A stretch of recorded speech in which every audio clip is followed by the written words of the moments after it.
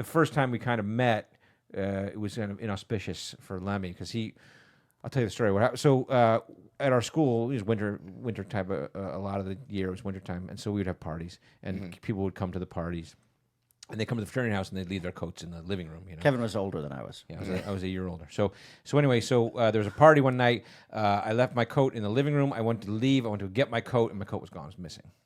And I was like, oh, fuck, where's my fucking coat? And so it turns out somebody stole my coat.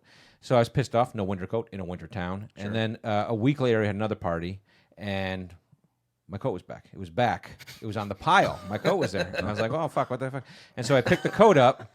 And the guy who stole my coat had left his college ID in the pocket of the coat, and I pulled it out, and it said Steve Lemme on it. Steve Lemme was this freshman who apparently stole my coat. And so I went and I found him. I was like, dude, you stole my coat. And he's like, no, I didn't steal it. I was like, yeah, I found your ID in it. He goes, holy shit, the guy who stole your coat must have been the same guy who stole my ID. And which is exactly what a good coat thief would say. Smart. See that? Coat burglar. And that's my first, that was my first, oh, this guy's a scumbag. Yeah. I was really thankful. Thanks for getting my ID back for me. He's still keeping it up for appearances. I like it. No, he knows that I stole it. And here's the thing, though. That, like, think about it from my perspective. I was a freshman. We lived up on the hill. Cardiac Hill is what it's called at Colgate. It's so high up there. And blizzards would just break out at any time at Colgate, and that's what happened on this night. I was at this party, and I needed a coat to get home. There was a pile of coats. People did this all the time. Yeah, all the time. I started going and by people, you mean you. Like assholes. The New Yorkers.